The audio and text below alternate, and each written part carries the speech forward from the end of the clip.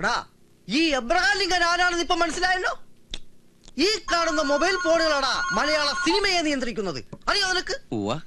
ഞണ്ണല് നിർത്തി ജർമ്മൻ ടൂറോ കൊണ്ട് സിനിമ നിർമ്മിക്കാൻ പോയിട്ടിപ്പോ ഞണ്ണാങ്കതിയില്ലാതെ എന്റെ ചെരുപ്പ് വെക്കാൻ വന്നിരിക്കുന്നു. തെണ്ടികള്. നീയൊക്കെ പ്രൊഡ്യൂസ് ചെയ്യാൻ പോണ പടത്തിന്റെ പേരെന്താ?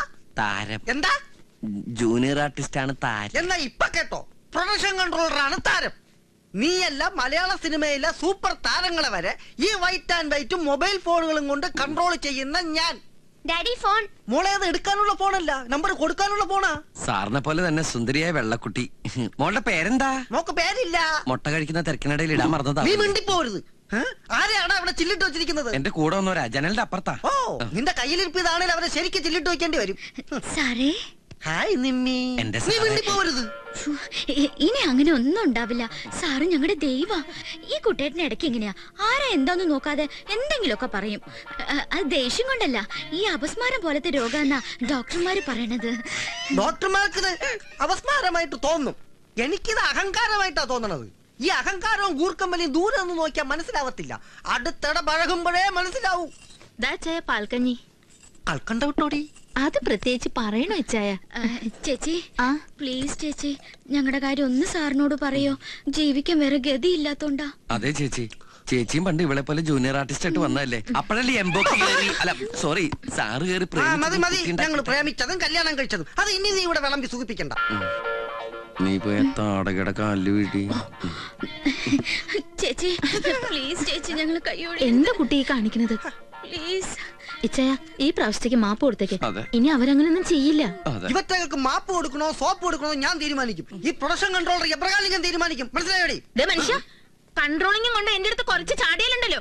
ഈ ആരോഗ്യം വെച്ച് നിങ്ങളുടെ കൺട്രോളിംഗ് എന്താണെന്ന് എനിക്ക് നന്നായിട്ട് അറിയാം. ഇതുപോലുള്ള കൺട്രോളിംഗ് ഒക്കെ അങ്ങ് ലൊക്കേഷനിൽ മതി. ഇവിടെ കൺട്രോൾ ചെയ്യണതേ ഞാനാ പറയുന്നത്. നാളെ തന്നെ ഇവരെല്ലാരും തിരിച്ചെടുത്തരും.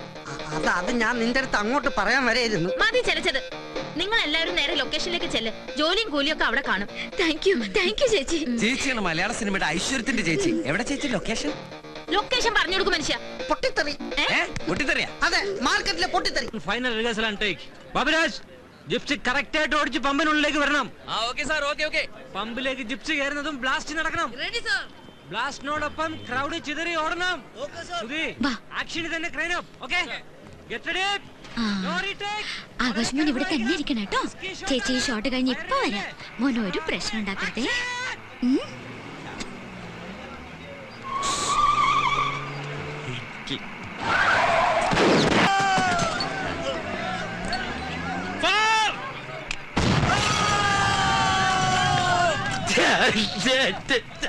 നമ്മൾ കറക്റ്റ് സമയത്ത് എത്തുന്ന ആൾക്കാരല്ലേട്ടാ.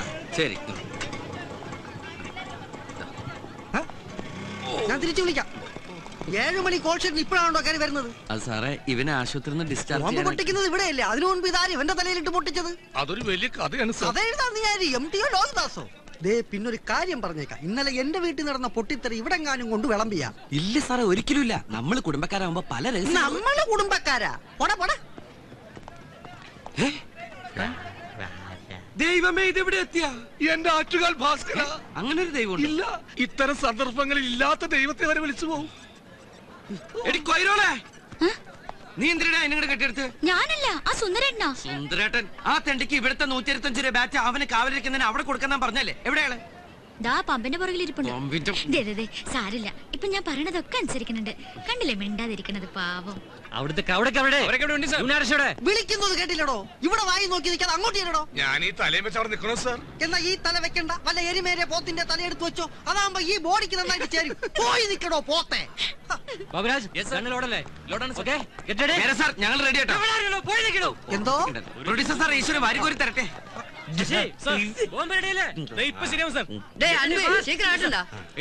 என்ன சேஷனா எல்லாம் ரெடி இல்ல? எல்லாம் ரெடியானா? 3 സ്ഥലത്തും പെട്രോൾ പമ്പ് வெச்சிருக்கு. 2 கேமரா. ஆமா, எல்லாம் கரெக்ட்டா வெச்சிருக்கு. சுவிட்ச் போட்டா போதும், வெடிச்சிடும் சார். டேய், என்னடா பண்ண போற? ஐயோ!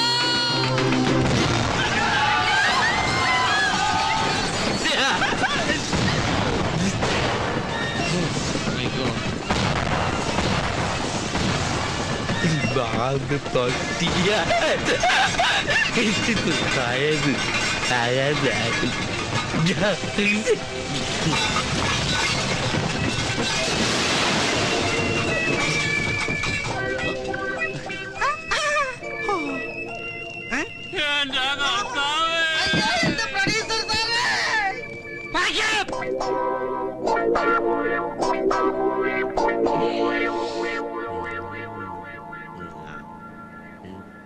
കഴുത്ത് വരെ പെരുമ്പാമ്പ് വിഴുങ്ങി അവന്റെ തലയില് ഹാന ചവിട്ടിന്ന് പറഞ്ഞ പോലെ. നീ നിന്റെ തലയാണ് ഉദ്ദേശിച്ചത്.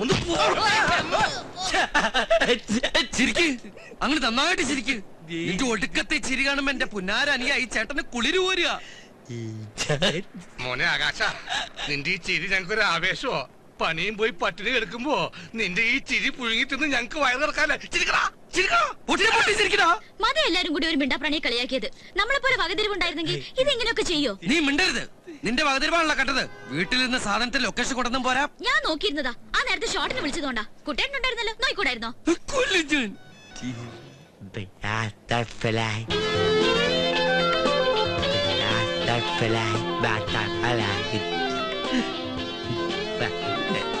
വാട്ടർഫ്ലൈ കൂടെ പറഞ്ഞിട്ട് പൊക്കോ. മര്യാദക്ക് ചുരുട്ടുകുട്ടി ചവിട്ടി പുറത്തെറിഞ്ഞ നിർത്തണുണ്ടോ? കൊറേ നേരായി. കരിപുരണ്ട ജീവിതങ്ങളൊക്കെ ഇങ്ങോട്ട് ഇറങ്ങും. ഓ, ഇതിലിപ്പോ ആരാ ആനന്ദക്കുട്ടൻ? മിസ്റ്റർ ആനന്ദക്കുട്ടന്റെ മൊബൈലിൽ വിളിച്ചപ്പോ സ്വിച്ച് ഓഫ്. കാണേണ്ട ഇമ്പോർട്ടന്റ് കാര്യമുള്ളതുകൊണ്ട് ഞാൻ നേരിട്ട് ഇങ്ങോട്ട് വന്നു. ഫോണിന്റെ ബാറ്ററി കരിഞ്ഞുപോയി. പിന്നെ അതുപോലത്തെ വേറെ അനിയന്മാരെ ഏതെങ്കിലും രാജ്യത്ത് പ്രസവിച്ചിട്ടുണ്ടോ എന്റെ അമ്മ? മനസ്സിലായില്ല. മനസ്സിലായില്ല? ഞങ്ങൾ ഈ കോലത്തിൽ പുകഞ്ഞിട്ട് സാറൊന്നും മനസ്സിലായില്ല. ഇതൊന്നും മേക്കപ്പ് അല്ല സാറേ, ഒറിജിനലാ. സാറ് കൊണ്ടുവന്ന ഈ പൊന്നാരനിയൻ ക്ലൈമാക്സ് പൊട്ടിക്കേണ്ട ബോംബിട്ട് ഇന്റർവെല് പൊട്ടിച്ചു. പിന്നെ പേടിപ്പിക്കില്ലടോ. അതോടെ ഞങ്ങളുടെ ലൈഫിന്റെ ക്ലൈമാക്സ് തീർന്നു. എന്തായാലും സാർ കറക്റ്റ് സമയത്തൊന്ന് കാര്യങ്ങളൊക്കെ അന്വേഷിക്കണ്ടല്ലോ. വലിയ ഉപകാരം. സാർ ചെല്ല്. ഞങ്ങൾ ഈ പാവ ഇന്ത്യക്കാര് വല്ല കൂട്ടാത്മഹത്യൊക്കെ ചെയ്ത് ജീവിച്ചോളാം. അല്ല, അപ്പൊ ഞാൻ ഊഹിച്ച പോലെ ഈ അനിയൻ നിങ്ങൾക്കൊരു ബാധ്യതയാണെന്ന് അർത്ഥം. ബാധ്യതയല്ല, ആറ്റം ബോംബ്. ഇവരാണോ സാറേ ഈ ജർമ്മനിയിലെ ബെർലിൻ മതിൽ പൊളിച്ചത്? ആ ആറ്റം ബോംബിനെ വല്ല ആഫ്രിക്കയിലോ അന്റാർട്ടിക്കയിലോ എവിടെയെങ്കിലും കൊണ്ടിട്ട് പൊട്ടിക്കാൻ എന്തെങ്കിലും ചെയ്യാൻ പറ്റുന്നുണ്ട് ട്രാവൽ ഏജൻസി? അങ്ങനെ ഒരു സാധ്യതയെ കുറിച്ച് സംസാരിക്കാനാ ഞാനിപ്പോ വന്നിട്ടുള്ളത്. എന്തായാലും സാറേ, എന്തായാലും അയാൾ ഇന്ത്യൻ പൗരനായിട്ടില്ല. ഇതുപോലെ ഒരാളെ അങ്ങനെ ആക്കാൻ ഒരുപാട് നൂലാമാലകളുണ്ട്. ഇതിപ്പോ അതിന്റെ ഒന്നും ആവശ്യമില്ല. ഇതോടെ നിങ്ങളുടെ പ്രശ്നങ്ങൾ തീരുകയും ചെയ്യും. 14 റീൽ ഓടിക്കാതെ വേഗം ക്ലൈമാക്സ് പറ സാറേ. അതായത് അയാൾ വന്നിട്ട് ജർമ്മനിന്നാണല്ലോ, അങ്ങോട്ട് തന്നെ അയാളെ തിരിച്ചയക്കുക. അവിടെ അയാളെ ഏറ്റെടുക്കാൻ, എന്ന് വെച്ചാൽ ദത്തെടുക്കാൻ ഒരു മലയാളി ഫാമിലി തയ്യാറാണെന്ന് പറഞ്ഞ് ഞങ്ങളുടെ ഓഫീസുമായി ബന്ധപ്പെട്ടിട്ടുണ്ട്. അവർക്ക് അയാളെ അവിടെ വെച്ച് ചെറുപ്പം മുതലേ അറിയാത്രേ. ഇങ്ങനെ ഒരുത്തിന് അവർക്കെന്തിനാ? സാധാരണ കുട്ടികളല്ലേ ദത്തെടുക്കാറ്? അവര് ജർമ്മൻകാരല്ലേ, നമ്മൾ ഇന്ത്യക്കാർക്ക് ഇതൊന്നും അറിയില്ലല്ലോ. ഞങ്ങളുമായി ബന്ധപ്പെട്ട മിസ്റ്റർ സാമുൽ ഐസക് അവിടുത്തെ ഏറ്റവും വലിയ കോടീശ്വരനായ മലയാളിയാ. ലൈഫ് ലോങ് നിങ്ങളുടെ അനിയന്റെ കാര്യം അവിടെ സേഫ് ആയിരിക്കും. അക്കാര്യം ഞങ്ങളുടെ കമ്പനി ഗ്യാരണ്ടി തരാം. മിസ്റ്റർ ആനന്ദക്കുട്ട ആലോചിച്ച് മറുപടി പറഞ്ഞാൽ മതി. ഞാൻ വൈകിട്ട് വിളിക്കാം. അല്ല സാറേ, ഒന്നിന്നേ. സംഗതി ലൈഫ് ലോങ് അവന്റെ കാര്യം സേഫ് ആയിരിക്കും. പക്ഷെ ഈ ഏട്ടന്റെ നിലയിൽ എന്റെ കാര്യം ഇവിടെ സേഫ് അല്ല. അവൻ കാരണം എനിക്ക് ലക്ഷക്കണക്കിന് രൂപ നഷ്ടമുണ്ട്. അതെനിക്ക് കിട്ടണം. അത് മാത്രം കിട്ടുന്ന കാര്യം നമ്മുടെ ജോലി വരെ പോയില്ലേ, അതിനൊരു നഷ്ടപരിഹാരം ഉണ്ടാവണ്ടേ? അപ്പൊ ഞാൻ പറയാല്ല, എല്ലാവരും കൂട്ടി ഒരു സാറേ ഞാൻ പറയാം. പറയാൻ വരട്ടെ, ഒന്നുകൂടി ഒന്ന് ആലോചിച്ചു. ഇനി എന്തൊട്ട് ഇത്ര ആലോചിക്കാൻ? സാറേ, ഏതാണ്ടൊരു 2, 4, 5, 6, 7, 8, 9, 10 ലക്ഷം രൂപ എനിക്ക് കിട്ടണം. എത്രയെന്ന്? 10 ലക്ഷമെങ്കിലും മതിയല്ലടാ. ഓക്കെ, ഈ കാര്യം ഞാൻ അവരെ അറിയിക്കാം. പണത്തിന്റെ കാര്യത്തില് അവര് ബില്ലിംഗ് ആവുന്നതാണ് എന്റെ ധാരണ. പക്ഷേ ഇത്രയും വലിയ തുക. എത്ര വലിയ തുക? സാറല്ലേ പറഞ്ഞ അയാളോടത്ത് കോടീശ്വരന്ന്. ഇത് അയാൾക്ക് മൂക്കപ്പടി വാങ്ങിക്കാനുള്ള കാശേ ഉള്ളൂ. സാറ് പറഞ്ഞാ മതി, അല്ലെങ്കിൽ ഞങ്ങൾ അവനെ വിട്ടു തരുന്നില്ല. ഒന്നുമില്ലെങ്കിൽ അവൻ എന്റെ അനിയനല്ലേ. എനിക്ക് നല്ല വിഷമമുണ്ട്. അല്ലടാ, ഉണ്ട്. എന്തായാലും അദ്ദേഹമായിട്ട് സംസാരിച്ചിട്ട് ഞാൻ വിവരം അറിയിക്കാം.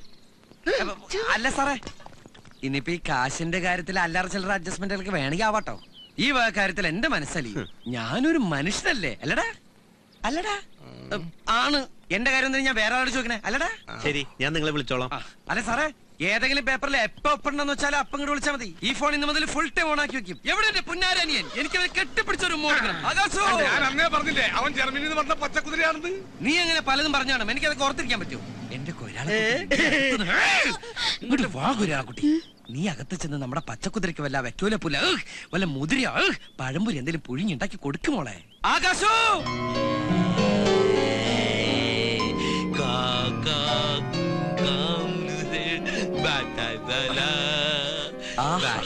കേട്ടോടാ ഐശ്വര്യത്തിന്റെ സംഗീതം. ഈ ശുദ്ധ സംഗീതം ശ്രമിച്ച് ഈ ജർമ്മൻ സംഗീത സാഗരത്തിൽ തീർത്ത് നമുക്ക് അല്പസമയം വിശ്രമിക്കാം.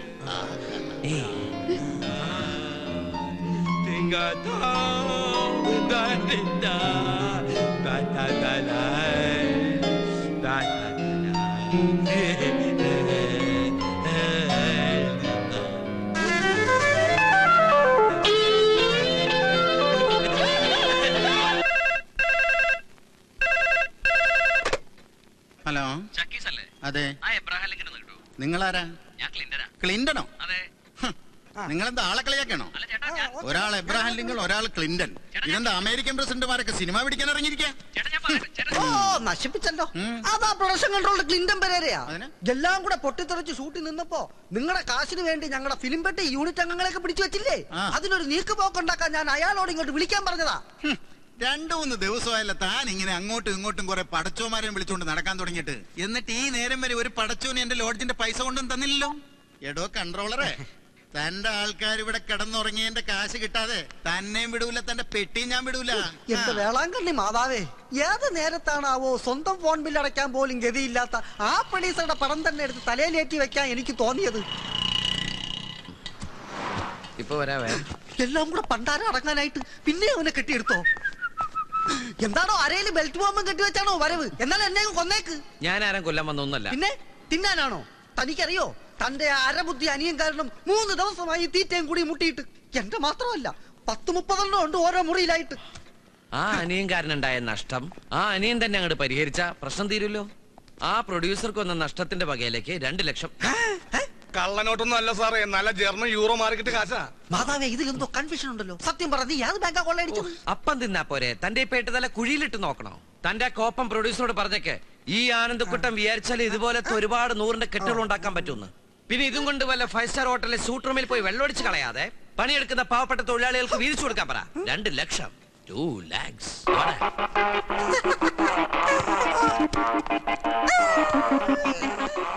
ഇനി ആലോചിച്ചിട്ടെന്താ? പറഞ്ഞ കാശ് കൊടുക്കാൻ അവർ തയ്യാറായ 100% എനിക്ക് ഉറപ്പാ കുട്ടേട്ടൻ ആ സാധുവിനെ പറഞ്ഞു വിടൂന്ന്.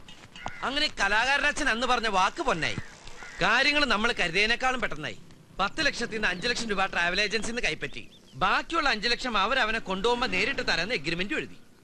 ആ പ്രൊഡ്യൂസർക്കുള്ള നഷ്ടപരിഹാരം എബ്രഹാം ലിങ്കന്റെ മോത്ത് വലിച്ചെറിഞ്ഞു കൊടുത്ത് വരുന്ന വഴി നമ്മുടെ ടീമിൽപ്പെട്ട എല്ലാ ചലച്ചിത്ര താരങ്ങൾക്കും 5000 രൂപ വെച്ച് വീതിച്ചും കൊടുത്തു. അവര് സന്തോഷിക്കട്ടെ. ആ പിന്നെ നമ്മുടെ പ്രശസ്ത സീരിയൽ നടി സരസുവിന്റെ കയർപിരിമാല ബാങ്കിൽ നിന്ന് ഇതെടുത്ത് ഇവിടെ ഒന്ന് കയറിയപ്പോ എന്റെ കൊരാളെ കുട്ടിയെ എന്താന്നറിയില്ല, ഈ പ്രകൃതിക്കൊക്കെ ഇന്നേ വരെ കണ്ടിട്ടില്ലാത്തൊരു പ്രത്യേക സൗന്ദര്യം എനിക്ക് ഫീൽ ചെയ്യാം.